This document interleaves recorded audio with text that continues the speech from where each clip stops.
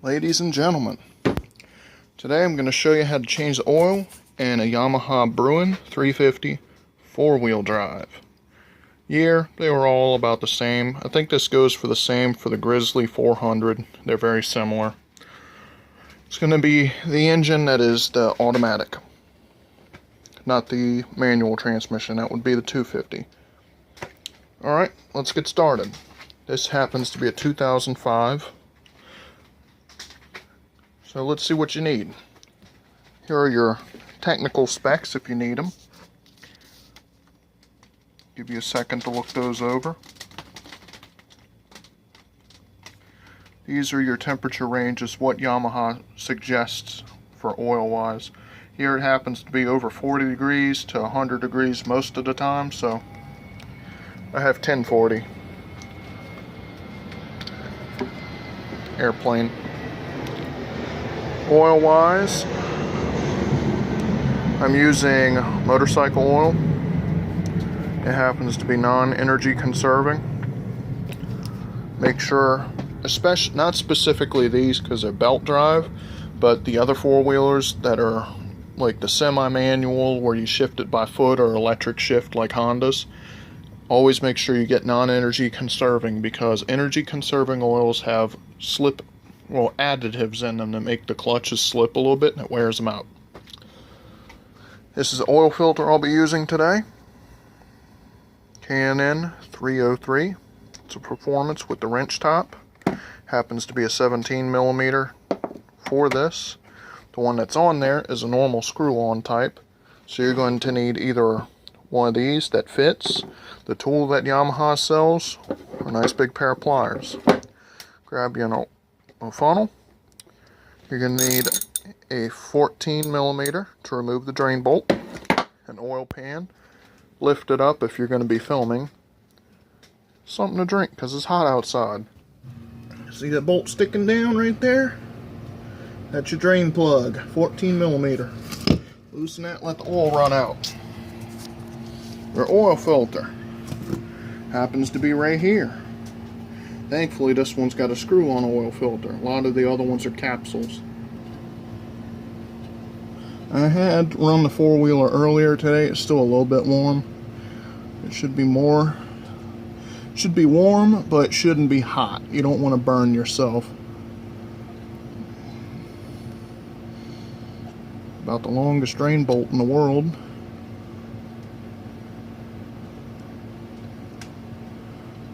But that's good.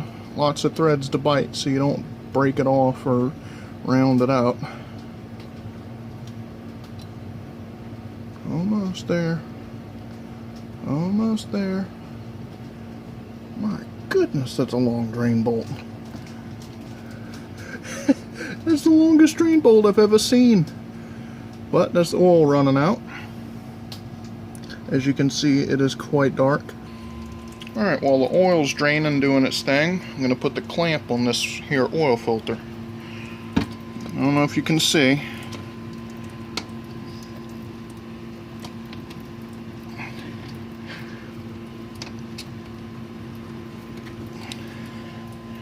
Might be able to. I gotta put the squeeze on it.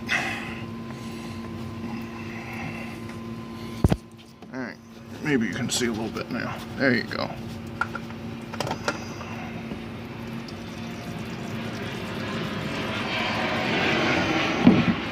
Just lay that down in the drain pan. So now the oil's running out. Now if you bought just a cheapo oil filter, you're going to need to oil the seal.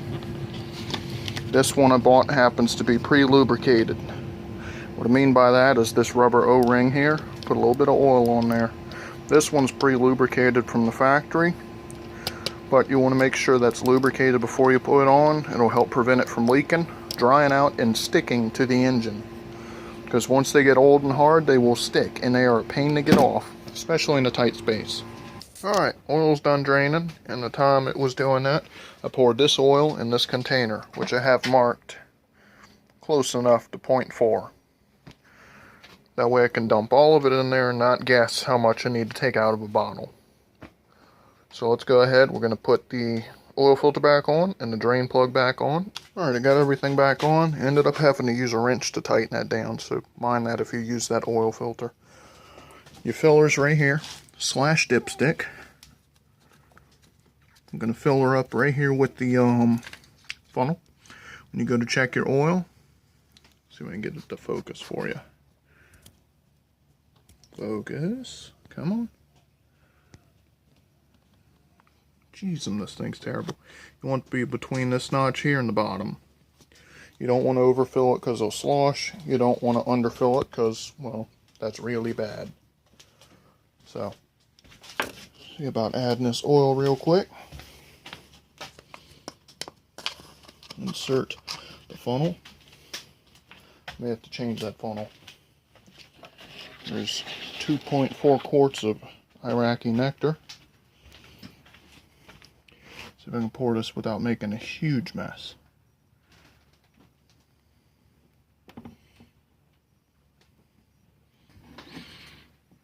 That's it. Put that down. Let that finish dripping. Put that in there. And we're going to grab our dipstick, wherever I managed to place that at, over here. Wipe it off. Want a clean reading. I'm going to go in here. In the owner's manual I read, you are to thread it all the way down to check the oil level. So that's all the way down. Pull it back out. And it's right up to the top of the line.